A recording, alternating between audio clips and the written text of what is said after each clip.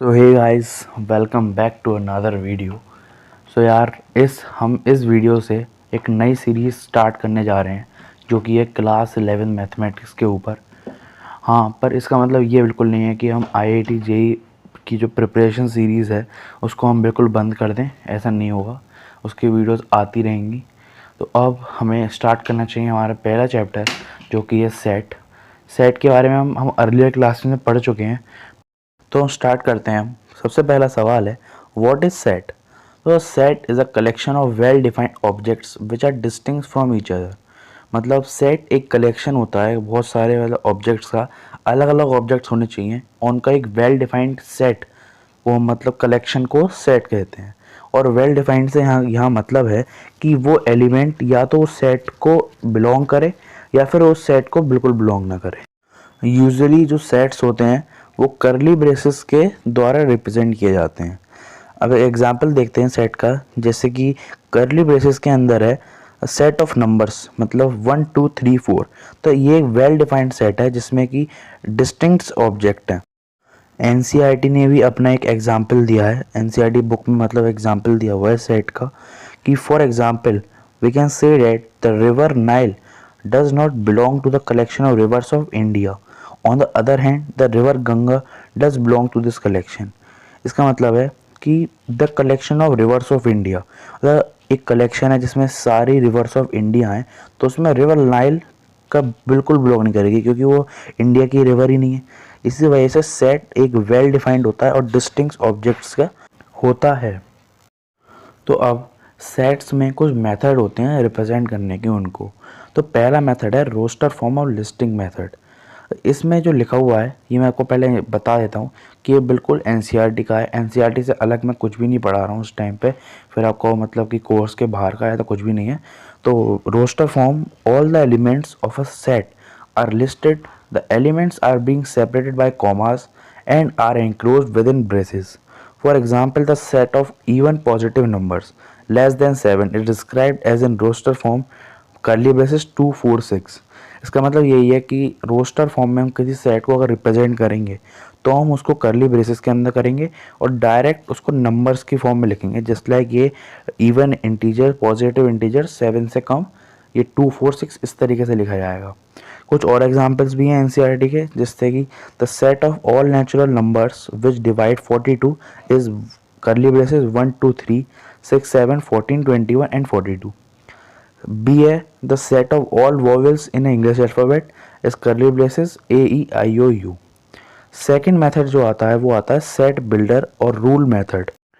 तो इसमें क्या दे रखा है, in a set builder form all the elements of a set possesses a single comma property which is not possessed by any element outside the set. For example, if the set AEIOU, all the elements possesses a common property, namely each of them is a vowel in an English alphabet and no other letter possesses this property. Denoting this set by V, we write V is equal to curly braces x such that x is a vowel in English alphabet। तो इसका simple मतलब कुछ और नहीं है, यही है कि एक सेट बिल्डर फॉर्म को हम जस्ट लाइक कर्ली ब्रेसेस में लिखते हैं और उसको इस तरीके से लिखते हैं कि कोई और लेटर उसकी वो पजेस ना कर पाए। जैसे कि हम कोई अगर बोले कि इधर, जैसे सबसे पहला एग्जांपल जो था कि the collection of reverse of India, तो इसमें जो रिवर्स आएंगी वो केवल इंडिया की रिवर्स आएंगी। इसमें कोई भी ऐसे रिवर नाइल थी और कोई है रिवर अमेजोन है, तो ये सब जो यहाँ की नहीं है, इंडिया की नहीं है, ये सब उसमें नहीं मतलब पजेस नहीं कर पाएंगी, मतलब सेट में नहीं आ पाएंगे लोग। तो इसी सेट बिल्डर का मतलब यही है, हम इसको एक स्टेटमेंट के फॉर्म में एक सेट को लिखते हैं और रोस्टर फॉर्म में हम एक डायरेक्ट डिजिट्स की फॉर्म में लिखते हैं। सो अब कुछ एनसीईआरटी के दिए हुए एग्जाम्पल पढ़ लेते हैं। तो पहला एग्जाम्पल है, write the solution set of the equation x square plus x minus 2 equals to 0 in roster form. तो solution, the given equation can be written, मतलब हम x square plus x minus 2 को जब हम फैक्टर्स में तोड़ेंगे तो हम उसे इस तरीके से लिख सकते हैं, x minus 1 multiply by x plus 2 equals to 0, और यहाँ से एक्स की वैल्यू आएगी 1 और माइनस 2। सो इस जो इक्वेशन थी x square plus x minus 2 के, इसके जो सॉल्यूशन सेट बने वो बना 1 कॉमा माइनस 2। तो इस तरीके से हमने इस इक्वेशन को रोस्टर फॉर्म में लिख दिया। अब एग्जाम्पल 2 है, write a set A equals to 1 4 9 16 25 infinity तक जा रहा है in a set builder form. So हम क्या लिखेंगे, सबसे पहले तो हमें पहचानना है कि जो सेट है ये किस तरीके का रिप्रेजेंट कर रहा है।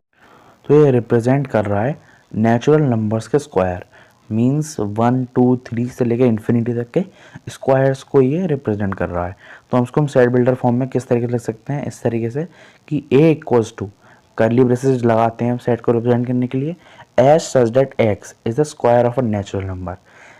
As such that x means x की वो वैल्यू, मतलब x ऐसा कि x the square of natural number, और x यहाँ पे क्या रिप्रेजेंट कर रहा है, 1 2 3 4 5 6 नेचुरल नंबर्स को रिप्रेजेंट कर रहा है। तो ऐसे हम उसके स्क्वायर्स निकाल के इसमें ऐसे आ सकता है हमारे पे आंसर। अब अल्टरनेट हमसे क्या लिख सकते हैं कि a equals to H such that x equals to n square. N square का मतलब 1 2 3 4, मतलब जैसे कि पहले x कर रहा था, अब यहाँ पे हमने एक n ले लिया, और वेयर n एक बिलोंग्स टू नेचुरल नंबर। तो इस तरीके से हमारा आंसर हो जाएगा सेट बिल्डर फॉर्म में। तो अब देखते हैं हम अपना तीसरा example, write the set x such that x is a positive integer x square is less than 40 in the roster form. So हम इसको किस तरीके से लिख सकते हैं, इसका मीन्स है कि हम x की ऐसी कौन सी वैल्यूज़ लिखें जिसका स्क्वायर करके 40 से कम वैल्यू आए। तो हम कौन कौन से नंबर होते हैं, 1 हो सकता है, 1 का स्क्वायर 1, 2 हो सकता है, 2 का स्क्वायर 4, 3 हो सकता है का स्क्वायर 9, 4 हो सकता है उसका स्क्वायर 16, 5 हो सकता है उसका स्क्वायर 25, और 6 हो सकता है उसका स्क्वायर 36। पर 7 नहीं हो जाता, क्योंकि 7 का स्क्वायर हो जाता है 49, जो कि आ जाता है 40 से बड़ा।